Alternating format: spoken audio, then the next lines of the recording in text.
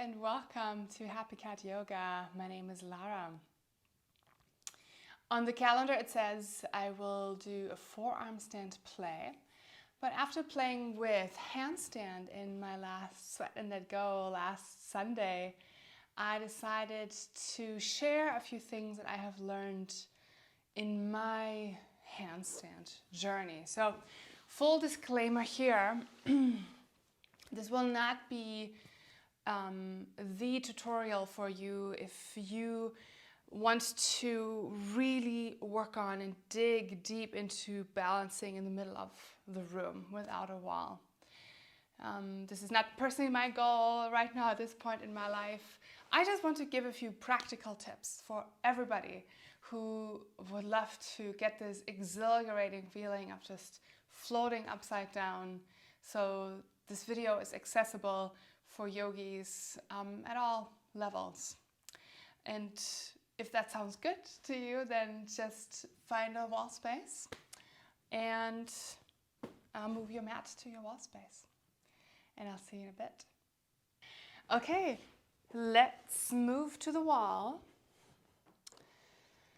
And first thing we're going to do some L holds. So you want to measure the right distance where to stand.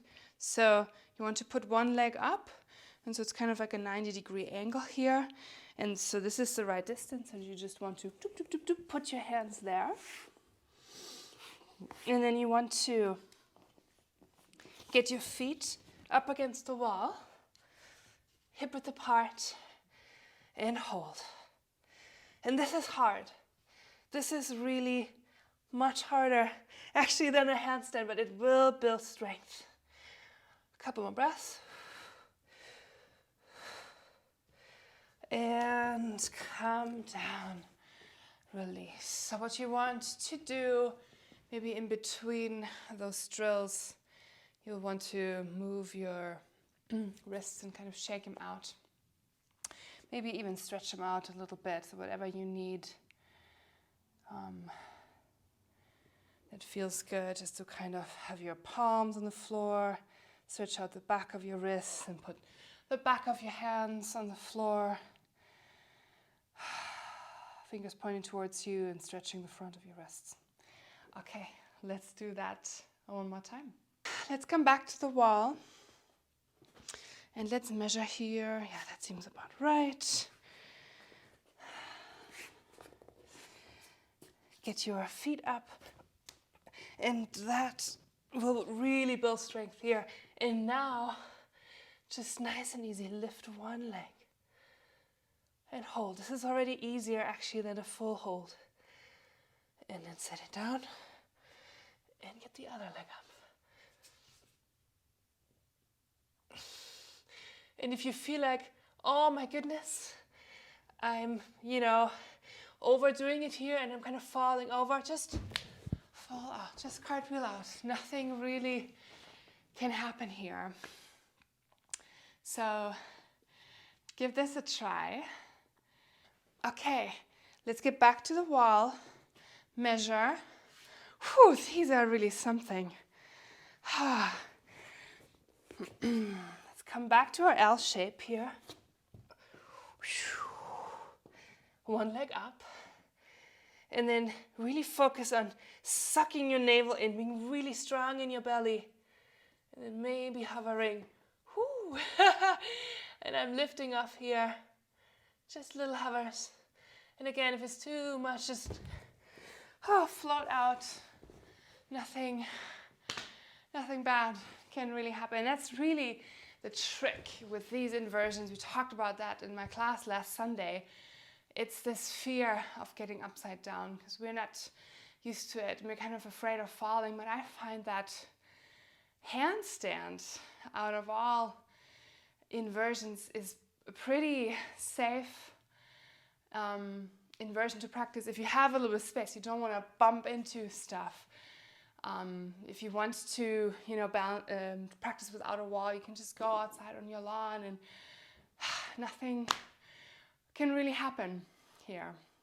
Okay, let's just stay at the wall here. And let's practice a classic, little kicks up the wall. And I like to keep a little bit of distance here, maybe like a foot, maybe a foot and a half. And now it's key to have your hands on the floor. So you want to avoid to do something like this, because that gives you or limits your control. Hey, buddy. Okay, hands down, shoulder width apart. And now lift one leg up.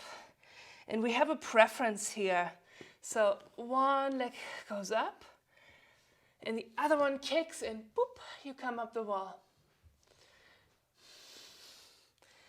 And this alone is just an awesome feeling. So you just get up there, get upside down, stay there as long as you like, and come down. Okay, so what I'm going to do now, I'm just going to move my hands a little bit closer to the wall, because I don't know if you were aware of it, but there was like a banana shape in my back. And I feel like that's totally okay when you're starting out with handstand, just to get a feel for it. But you can move your hands closer to the wall, just a few inches off the wall, and do the same thing. So one leg comes high and create a little bit of momentum, and shoop, float up. Oh, okay. Let me do that again. There we go. And you can already engage your core here. It's really important. Press the floor away from you. You can look between your hands. Awesome. And come down. Shake out those wrists. Shake them out. Shake them out. Whew. Okay.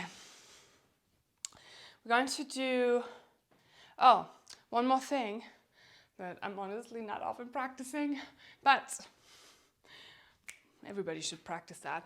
Kick up with the other leg, the one that we don't like so much. So let's see how I do there. So for me, it's the left leg. So now I'll try the right leg to kick up. Oops, yeah, that feels really different. Kick it up. And one more time, maybe. Oh, very nice.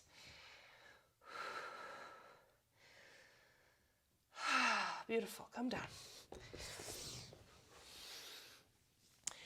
One of my yoginis said last Sunday, you need to be super strong in your arms, right?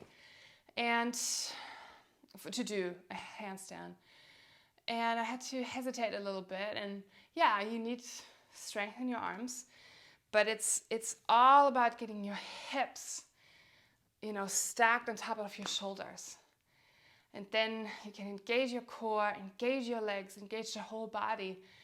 And I'm strong, but, I'm not super strong. So I feel like this is accessible for you, even if you feel like you're not the strongest. All right.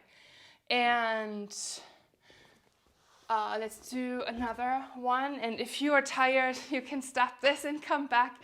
So those are I just want to share all the things that I've learned, because I am curious about handstand, and I love how it makes me feel. So now come like 2 and maybe a half feet away from the wall.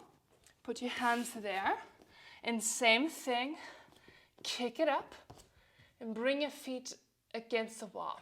All right, now what we're going to do, we're going to bend the knees so that they're sort of 90 degree, at a 90 degree angle. So what we want to avoid is collapsing in the lower back. So suck your belly in, reach the tailbone up here, and then you can lift one leg and then the other leg.